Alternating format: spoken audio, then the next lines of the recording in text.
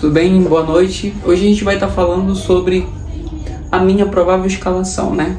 É uma coisa assim que talvez possa ser somente aos sábados ou somente a quarta-feira. Eu tô vendo, né? Porque tem alguns jogos do Campeonato Brasileiro que precisa, né? Pra gente dar uma olhada, pra ver como é que vai, como é que fica, pra gente também ver atuações de todos os jogadores de todos os times. Só que isso, a minha provável escalação, é como se fosse apenas um time. Por exemplo, o time do São Paulo, a gente vai montar ali os melhores jogadores, que sejam a provável escalação, né? Que seria, assim, uma boa. Mas, claro, né? Eu não sou torcedor, né? Deixando bem claro, eu não sou torcedor do São Paulo e nem do Flamengo. Eu sou torcedor do Corinthians, tá bom? Mas aqui a gente vai tentar agir da melhor forma, sem ter esse negócio de clubismo, né? E para não ter também, eu não falo muito do Corinthians aqui. Teve só uma vez que eu falei, mas faz muito tempo. E eu prefiro estar falando assim, comentando. Claro, também vou comentar sobre o meu time, mas o foco aqui é seleção brasileira no momento. Você já parou para pensar, com todos esses jogadores que foi convocado, jogadores aí que estão, no ponto de vista do Ancelotti estão voando, ou no seu ponto de vista possa ser que não, poderiam ter outros jogadores melhores? Qual seria a sua provável escalação desses 26 jogadores? Qual seria? Eu montei aqui a minha, eu também montei e coloquei também o porquê, né? O porquê disso, porquê dessa escalação. E também vou estar falando aqui o ponto forte, né? O ponto forte eu vou deixar também aqui montadinho, né? Montadinho aqui no vídeo, alguma parte aqui do vídeo eu vou deixar montado qual seria a escalação ideal da seleção brasileira para estar competindo aí a Copa do Mundo. Para estar competindo a Copa do Mundo, e que a gente sabe que tem o Brasil ele não é... Tem gente que não gostou, tem gente que gostou. Eu tô muito ansioso por ser a nossa seleção, né? O nosso país, nossa cultura, nosso futebol, que está sendo mostrado para outros, né? E com isso, sempre vai os melhores. Mas só que isso cabe na decisão do técnico, do treinador. Então, se o Ancelotti escolheu esses, o que basta e o que resta para todos nós é apoiar.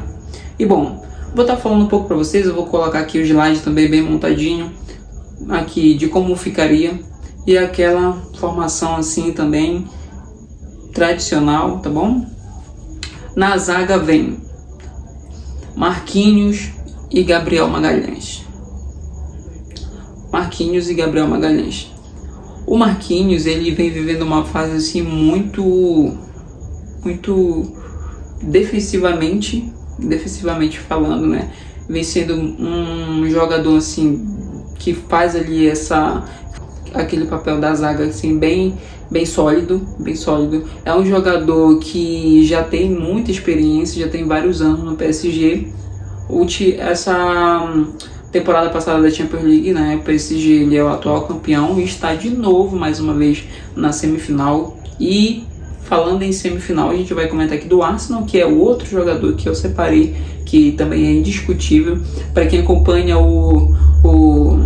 os campeonatos da Premier League, a gente vê ali o Gabriel Magalhães quando é clássico, principalmente quando estava contra o Manchester City, porque estava naquela briga, quem seria o campeão, né? E o Manchester City ficou bem coladinho, parecido com Al Nassr, né? Al Nassr e o Al Hilal. Al Nassr, né? O time do Cristiano Ronaldo, e o Al Hilal, aquele time do... Acho que é o time do Benzema, que estava ali.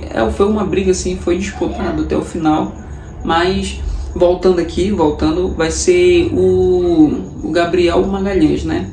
A zaga, Marquinhos e Gabriel Magalhães. Mas agora, por quê? Por que escolher dessa zaga? Eu anotei aqui e fiz minhas seguintes comparações, né?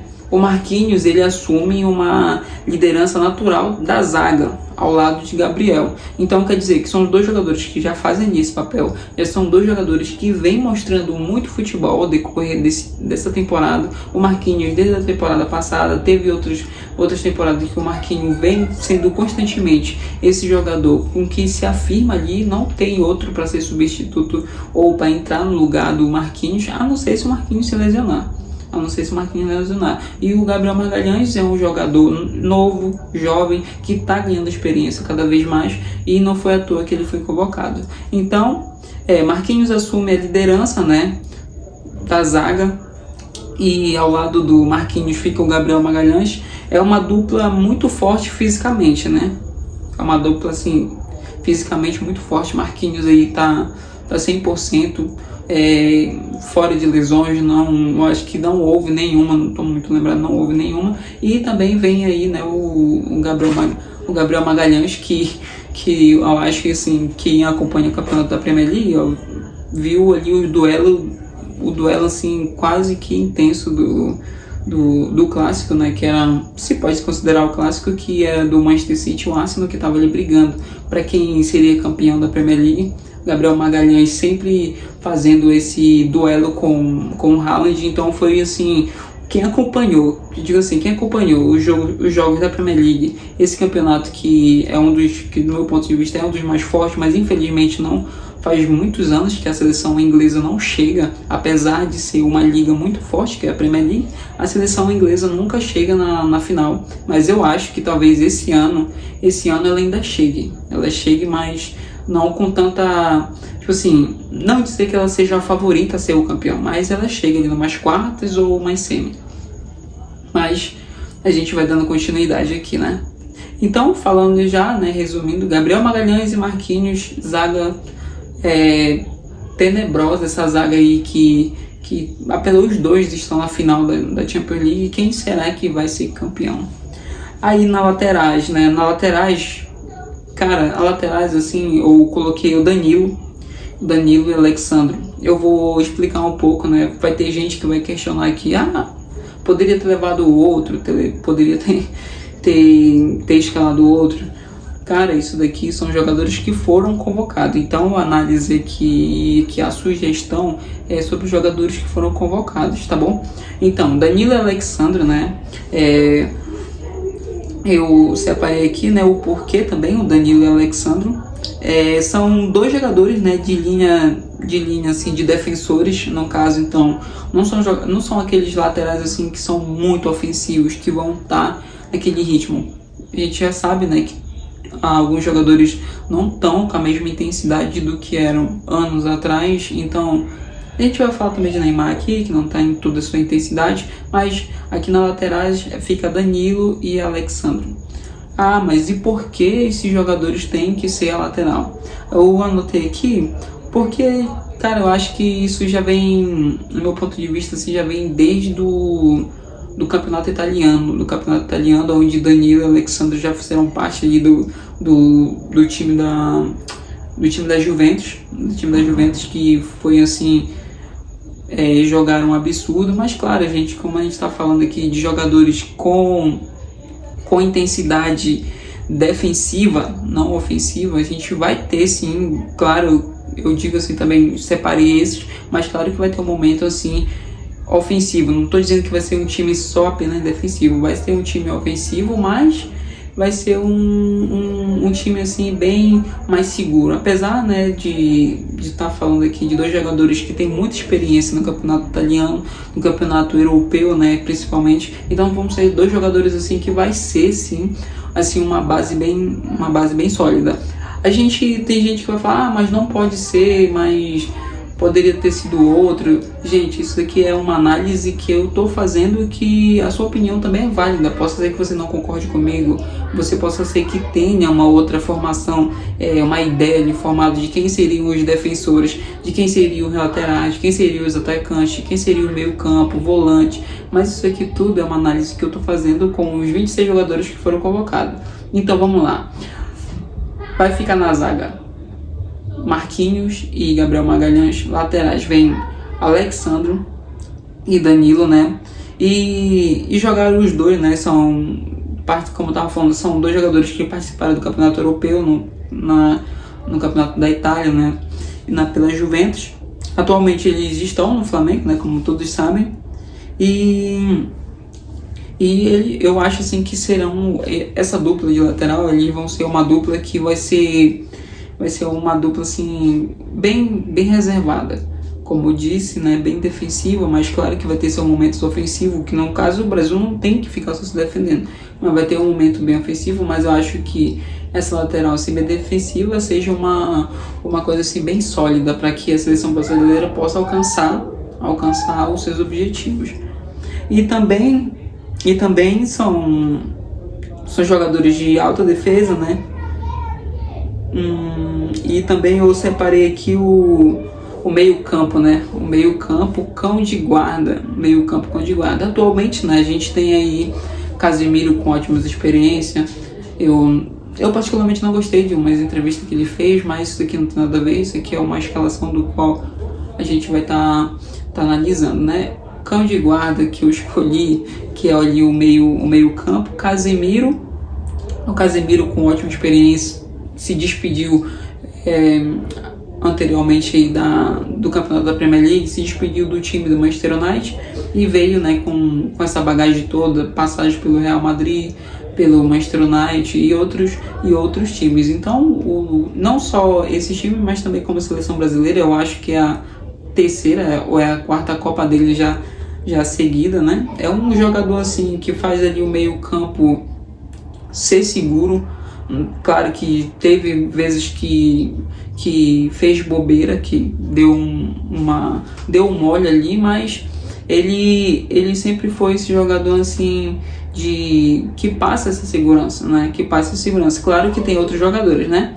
E também vem também para mim poderia ser o meio-campo, né? Meio-campo é Casemiro e Bruno Guimarães. Esses são o meu meio-campo. Ah, mas por que o Bruno Guimarães e Casemiro? Lucas Paquetá?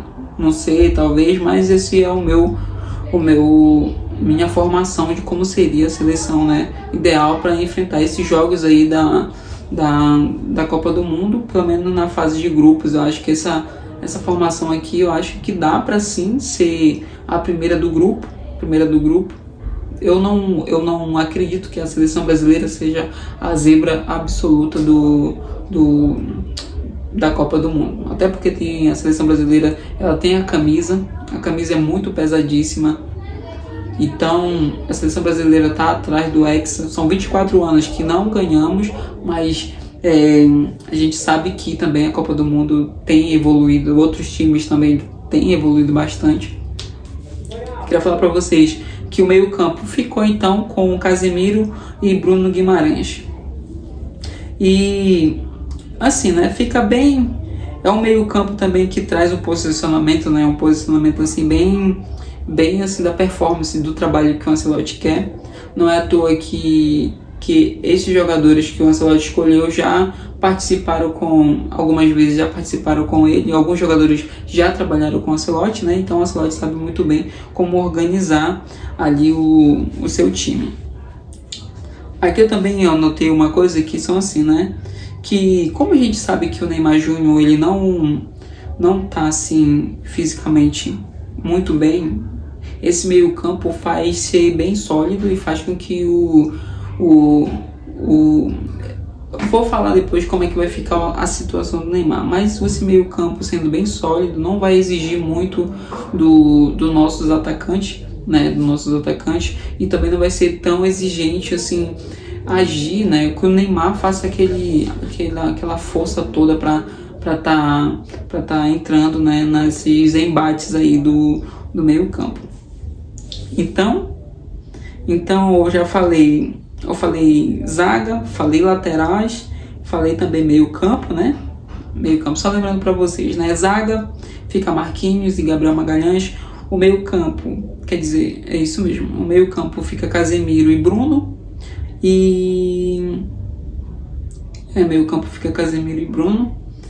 E seria também com linha de 3 meias. Linha de 3 meias. Isso daqui é um pouco assim, você vai entender porque eu vou colocar aqui a imagem, mas é um pouco meio que trabalhoso, né? Tem que estar falando assim, mas eu vou colocar a imagem e vocês vão entender bem direitinho.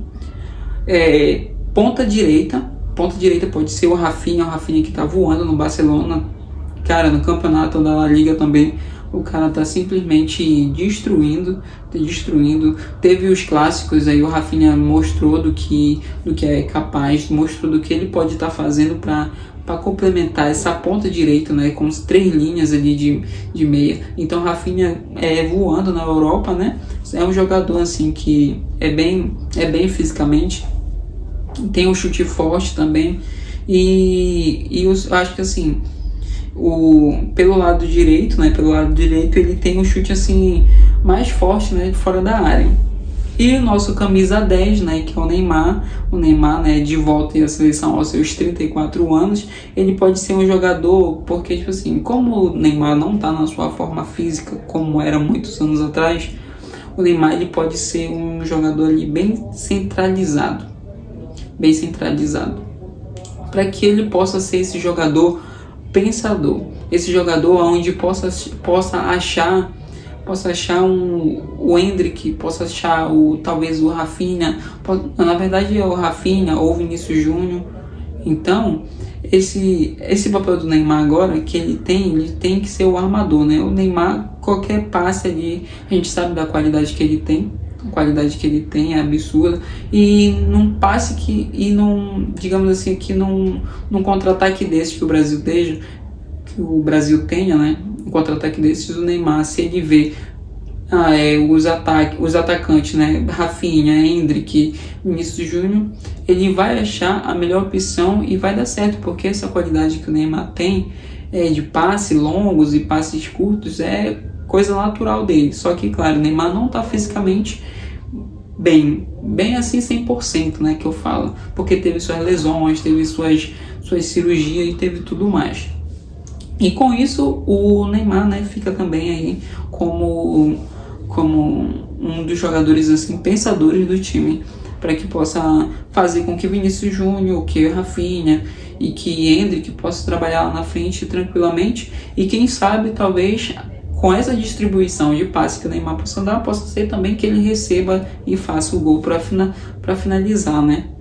E na ponta esquerda, eu vinha com o Vinícius Júnior, que apesar de o Real Madrid não ser o campeão, não ter vivido um bom momento na Champions League e não ser campeão na La Liga, o Vinícius Júnior também vem mostrando habilidade sim absurda, né? Com tudo o que tem acontecendo, claro que coisas internas possa estar, não sei, né? Mas tá afetando o jogador? Talvez, ou não. O Vinícius Júnior é muito forte, cara. Tudo que ele já enfrenta lá em Madrid, com atos de racismo e tudo isso. Mas a gente, voltando aqui à escalação, o Vinícius Júnior é esse ponta esquerda, né? Esse ponta esquerda aí que possa fazer essa dupla com o Rafinha. A gente fica se questionando muito, né? Porque esses jogadores, se a gente for pegar aqui os números com a seleção brasileira, esses caras não rendem, esses caras não mostram. Mas quem sabe dessa vez, né? Com um técnico assim que passa aquela confiança, o Vinícius Júnior tem total confiança no Ancelotti. Se o Neymar não tivesse ido, o Vinícius Júnior ia ser o 0-1 ainda a parada toda. O Vinícius Júnior que ia ter que segurar a bronca, porque ele é o jogador de confiança, o jogador aonde o Ancelotti confia e joga a responsabilidade para cima.